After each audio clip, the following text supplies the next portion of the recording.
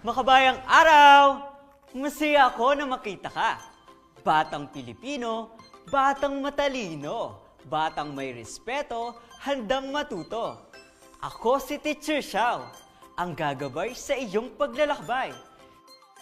So worry no more. Halina, sasamahan kita upang pagyamanin ang iyong kaalaman para sa learning na laging wow. Dahil sa DepEd TV, learning is always fun. Ito ang Aral Pan!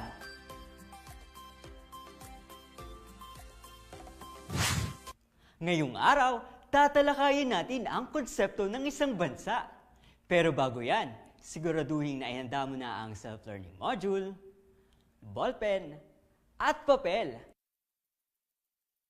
Tara na at lakbayin ang daan patungo sa karunungan. Maglaro muna tayo. It's time for Hula Amazing! Hulaan at ayusin ang mga letra upang mabuo ang hinahanap na salita. Bibigyan lamang kita ng 5 segundo para sumagot.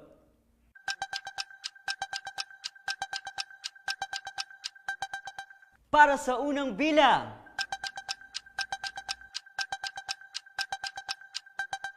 ang tamang sagot, China!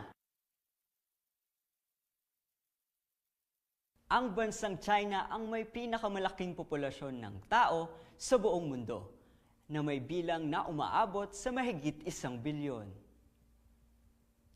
Para sa ikalawang bilang,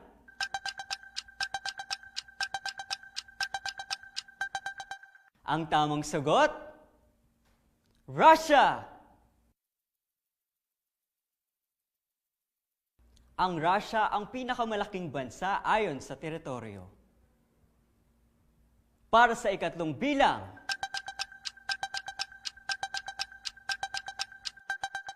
ang tamang sagot, Canada! Ang Canada ay mayroong pamahalaang tinatawag na constitutional monarchy. Para sa ika-4 na bilang,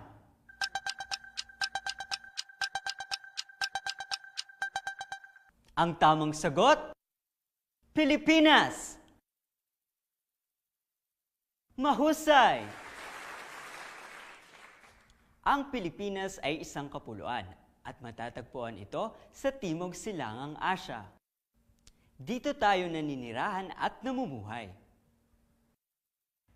Ito ang ating teritoryo at nagtatamasa rin tayo ng ganap na kalayaan o soberanya. Meron ding pamahalaan ng ating bansa. Ang ating pamahalaan ay naglulunsad ng mga programa at proyekto upang makapagbigay ng mga serbisyong kailangan natin. Sa patuloy nating paglalakbay sa ating aralin, bigyan natin ng kahulugan ang mga salitang makatutulong sa iyong pagkatuto. Bansa, lugar o teritoryo na may naninirahang mga grupo ng tao na may magkakatulad na kulturang pinanggalingan kung saan makikita ang iisa o pare-parehong wika, pamana, relihiyon at lahi. Kultura. Ito ang sibilisasyon ng isang bansa na nagpapakilala ng teknolohiya, wika, sining, at kaugalian ng mga tao. Pamana. Ito ang kontribusyon sa kalinangan ng bansa o daigdig. Lahi. Anumang uri o grupo ng tao na makikilala batay sa kulay ng balat, mata, buhok, taas, laki ng katawan, at iba pa. Wika. Ito ay instrumento ng pagpapahayag ng saloobin, damdamin ng tao, at pakikipagtalastasan. Subukin natin ang iyong kaalaman. Sagutin mo ang bawat katanungan sa loob ng 5 segundo upang malaman kung ano na ang alam mo sa paksang tatalakayin natin.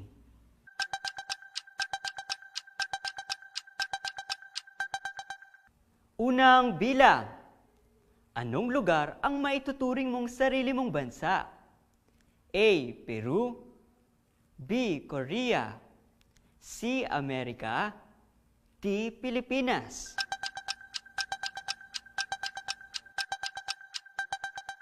Ang tamang sagot, D. Pilipinas. Ikalawang bilang. Anong lahi ang kinabibilangan mo? A. Hapon, B. Kastila, C. Filipino, D. Amerikano.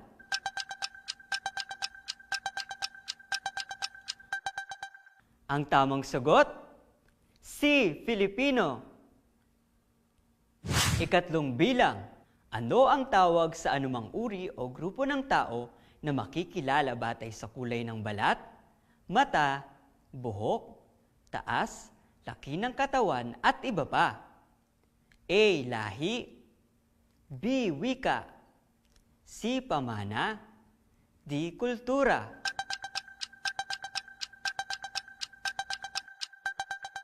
Ang tamang sagot, A. Lahi. Ito ang watawat ng Pilipinas. Simbolo ito ng isang malayang bansa. Ang watawat ng Pilipinas ay natatangi. Ito ay idinisenyo ni Emilio Aguinaldo. Ito ay tinahi sa Hong Kong ni Marcela Agoncillo, Lorenza Agoncillo at Delfina Herbosa de Natividad. Iniladlad sa unang pagkakataon ang watawat ng Pilipinas sa bintana ng bahay ni Emilio Aguinaldo noong Hunyo 12, 1898. Tingnan ang watawat ng ating bansa. Ano-ano ang tatlong pangunahing kulay ng ating watawat? Ang tatlong pangunahing kulay na ating makikita sa watawat ng Pilipinas ay bughaw, pula, at puti. Ano ang sinasagisag ng bawat kulay? Ang puting tatsulok ay sumisimbolo ng katipunan. Ito rin ay sumasagisag sa kalayaan, kapatiran, at pagkakapantay-pantay. Ang kulay bughaw sa watawat ay sumasagisag ng kapayapaan, katotohanan, at karunungan. Ang kulay pula sa watawat naman ay simbolo ng pagkamakabayan at kagitingan. Binabaliktad ang posisyon ng watawat kapag mayroong krisis sa bansa tulad ng digmaan. Ang pula ay nasa itaas upang ipakita na malala ang sitwasyon ng bansa. At nangangailangan ito ng tulong mula sa mga sundalo at mga mamamayan nito. Ito ay 3 beses na nangyari ayon sa website ng Presidential Museum and Library. 1898 Revolution sa pangunguna ni Emilio Aguinaldo, noong 1941 dahil sa ikalawang digmaang pandaigdig, noong 1943 dahil sa pagsakop ng Japan sa Pilipinas. Ano-ano naman ang mga simbolo na makikita rito sa watawat ng Pilipinas? Araw at 3 bituin. Ano ang sinasagisag ng bawat simbolo? Ang 8 sinag ng araw ay sumasagisag sa 8 probinsyang nag-alsa laban sa pamumuno ng Espanya. Ang 8 probinsyang ito ay ang Manila, Bulacan, Tarlac, Pampanga, Nueva Ecija, Laguna, Batangas at Cavite. Ang 3 bituin naman ay sumasagisag sa 3 pangunahing grupo ng isla ng bansa, ang Luzon, Visayas at Mindanao. Muli, ang watawat ng Pilipinas ay isang simbolo ng ating bansa. Ang bansa ay lugar o teritoryo na may naninirahang mga grupo ng tao na may magkakatulad ng kulturang pinanggalingan kung saan makikita ang iisa o pare-parehong wika, pamana, relihiyon at lahi. Ang isang bansa ay maituturing na bansa kung ito ay binubuo ng 4 na elemento ng pagkabansa: tao, teritoryo, pamahalaan, ganap na kalayaan o soberanya. Ang Pilipinas ay isang bansa dahil may naninirahan ditong tao, may sariling teritoryo, may pamahalaan at ganap na kalayaan. Tayo ay mamamayan ng isang bansa. Ang bansang ito ay tinatawag na Pilipinas. Tulad ng Estados Unidos, Greece, Japan at Brunei, ang Pilipinas ay bansa rin. Ang mga bansa sa mundo ay napapangkat ayon sa kontinente. May 7 kontinente sa daigdig: North America, South America, Europe, Africa, Antarctica, Australia at Asia. Ang Pilipinas ay nasa Asia, ang pinakamalaking kontinente sa lahat. Pag-usapan natin ang 4 na elemento ng bansa. Ito ang tao, teritoryo, pamahalaan at soberanya o ganap na kalayaan. Tao, ito ang pinakamahalagang elemento ng isang bansa. Ito ay tumutukoy sa grupong naninirahan sa loob ng isang teritoryo na bumubuo sa populasyon ng bansa. Maaaring nagkakaiba-iba ang bilang ng mga mamamayan sa bawat bansa. Maaaring ang mga mamamayan ng isang bansa ay pinaghalong mga katutubo at dayuhan. Teritoryo. Ang teritoryo ay tumutukoy sa lawak ng lupain at katubigan kasama na ang himpapawid at kalawakan sa taas nito. Ito rin ang tinitirhan ng mga tao na pinamumunuan ng pamahalaan. May pagkakaiba ang sukat ng mga lupang sakop at teritoryo ng iba't ibang bansa. Pamahalaan.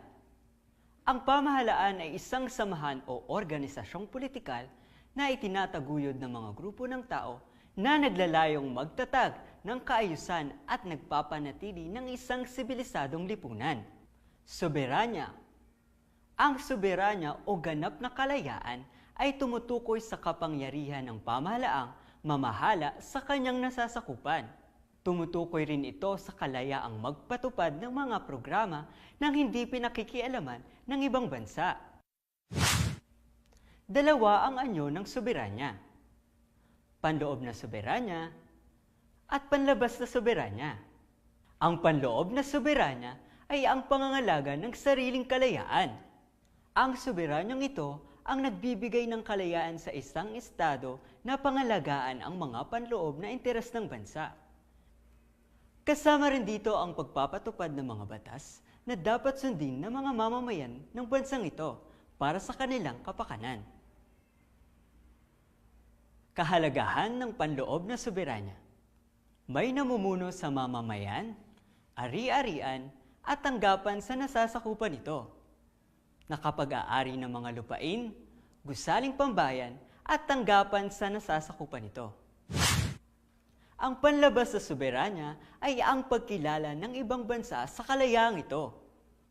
Ito rin ang kapangyarihan ng isang bansa na sumasaklaw sa labas ng teritoryo na ipahayag sa iba pang bansa ang karapatan nito. Kahalagahan ng panlabas sa soberanya. Nakapagsasarili, may karapatan at mga pribileyo sa ilalim ng pandaigdigang mga batas. Nakipag-uugnayan sa ibang bansa. Hindi may tuturing na bansa ang isang bansa kung may isa o higit pang kulang sa alinman sa 4 na binanggit na elemento o katangian.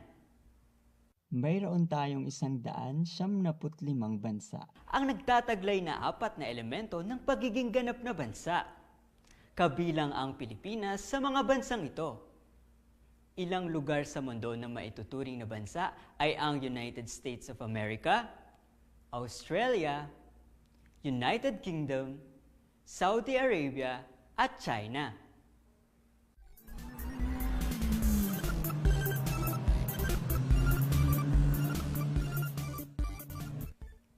Tukuyin kung ito ay tama o mali ayon sa ipinahahayag ng pangungusap.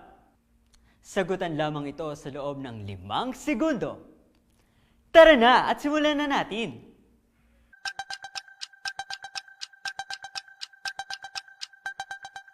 Unang bilang.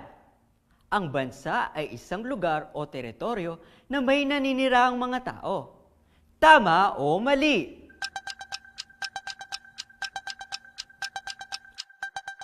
Alamin na natin ang tamang sagot. Ang tamang sagot? Tama! Magaling! Ikalawang bilang.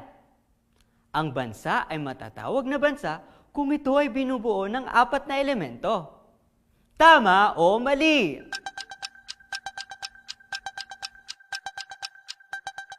Alamin na natin ang tamang sagot. Ang tamang sagot? Tama! Mahusay! Ikatlong bilang.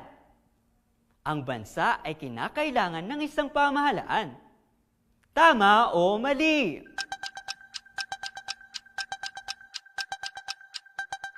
Alamin na natin ang tamang sagot. Ang tamang sagot? Tama! Magaling! Ika-4 na bilang. Ang teritoryo ay tumutukoy sa lawak na nasasakop sa isang lugar. Tama o mali?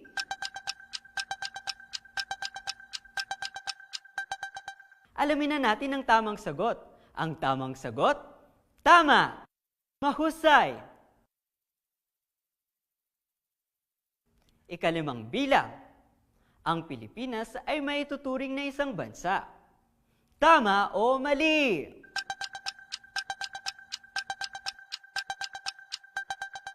Alamin na natin ang tamang sagot. Ang tamang sagot? Tama! Magaling! Ika-6 na bilang. Ang bansa ay hindi kinakailangan ng mga mamamayan. Tama o mali?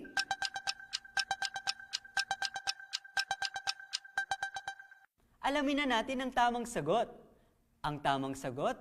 Mali. Mahalaga at kinakailangan ang mamamayan dahil elemento ito ng isang bansa.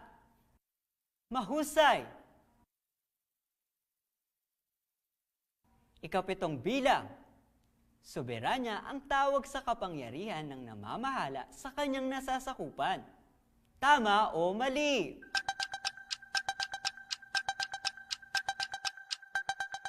Alamin na natin ang tamang sagot. Ang tamang sagot? Tama! Magaling! Ika-8 bilang. Ang mga tao o grupo ng mga tao ay may kanya-kanyang kultura, wika, at paniniwala. Tama o mali?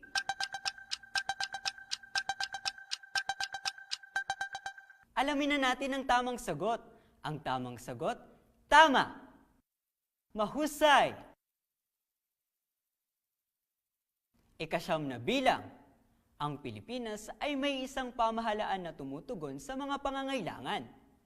Tama o mali?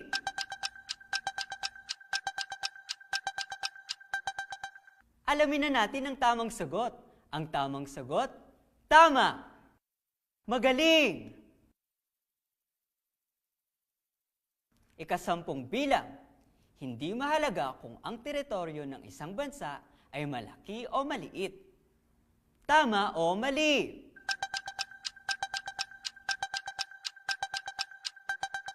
Alamin na natin ang tamang sagot.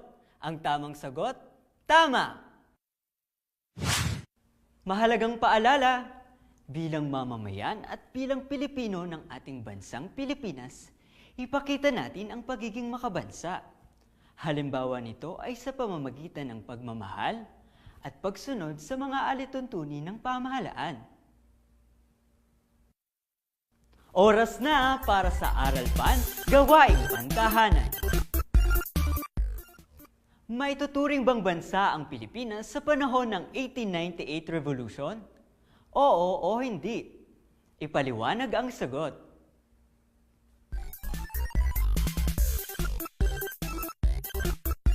Ilagay sa bawat kahon ang elemento o katangian ng isang bansa. Gawin ito sa sagutang papel. At dito man tayo titigil, hindi pa rin magpapapigil. Muli ako si Teacher Xiao. Hanggang sa susunod na paglalakbay, ika'y patuloy na husay. Dahil mag-aral is fun, sa Aral Pan. Paalam!